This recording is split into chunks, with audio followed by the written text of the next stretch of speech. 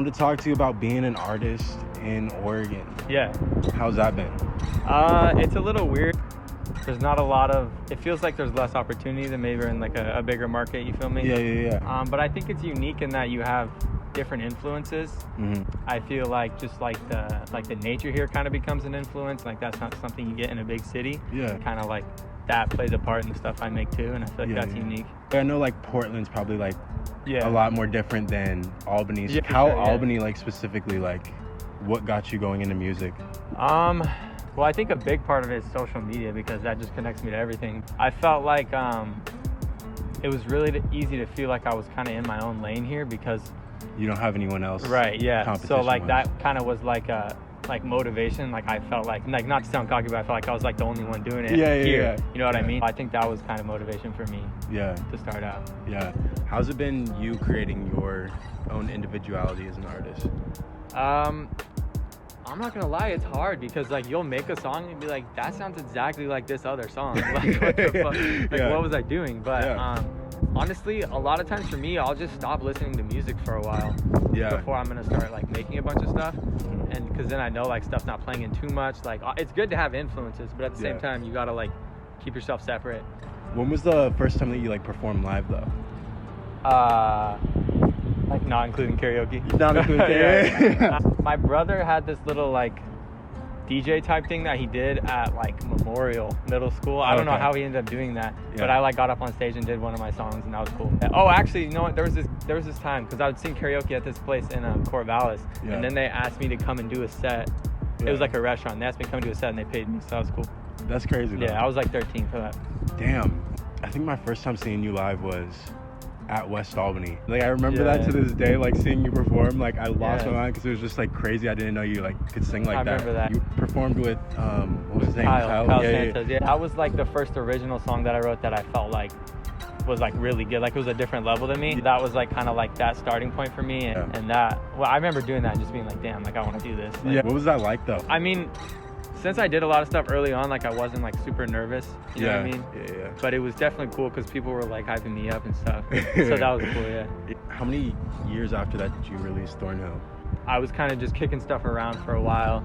And then the year after in the winter, I was like, I had the idea for that. And then I wrote it over winter break. On those 2 weeks, I wrote the album. And then I was just recording it and stuff and then released it the following like fall, winter. What was the process behind that? Like how did you create everything? It was hard because that was like really those are like the first songs like I really made, you know what I mean? Like I was doing the stuff early on, but like my brother was making the beats and it was just like really quick and stuff. And so everything on Thornhill Broom, like to me, those are like the first 10 beats I made pretty much, or 11 or whatever, because it was like I was just starting out. I really had no idea what I was doing. I think I spent a lot more time on it than I needed to just because I didn't know. And I was like by myself, you know. Now I work with a few other people, like engineering and stuff.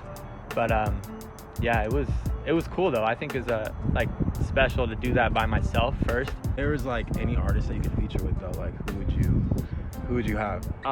Okay, so if I was gonna get a verse from somebody, I was thinking about this. I thought you might ask. If I was gonna get a verse from somebody, it would be 3 Stacks, Andre 3000. Yeah. But if I was gonna be on somebody's song, I think it would be Travis Scott right now. Your like top song is Nice Ass Guitar Loop. So what was that like creating that song? Yeah, so I named it that because I literally I made the guitar loop and I was like, damn, like that's nice. And so I just named it Nice Ass Guitar Loop because I was like, that's what it is. Makes sense. But then like I like wrote to it and finished the beat and then I was just like, I'll just leave it like that. Yeah, but that song was cool, especially because I don't know that I'll make something like that again. It's just so like rappy and like just kind of like grungy hip hop. I don't know if I'll get into that bag again.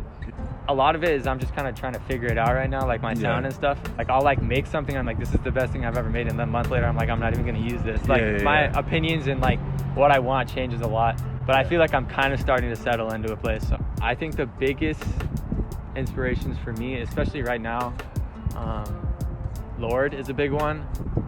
Kanye is always up there just because of how much different stuff he's done. Andre 3000 actually. Yeah, I listened to a lot of his stuff recently and that's been big. Frank Ocean. Okay, definitely. What's your like process like coming up with music? I think that when I'm in like a project mindset, I kind of maybe write first a little bit more because I'm like there's a more specific goal, you know what I mean? Yeah. Like if I'm like trying to tell a narrative or whatever.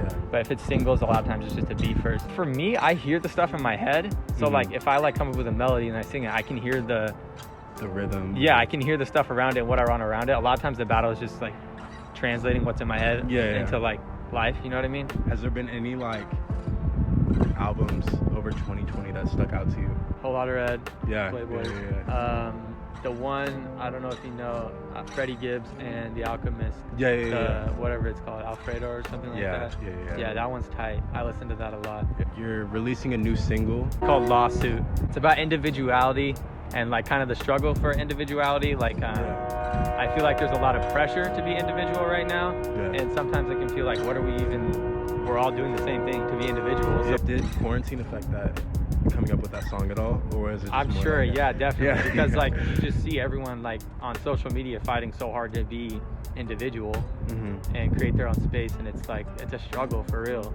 But thank you for coming sure. on. I appreciate it. And we have Lawsuit coming out soon. Yes. Keep your eyes out for it. But all right, thank you guys for tuning in. Yes, sir.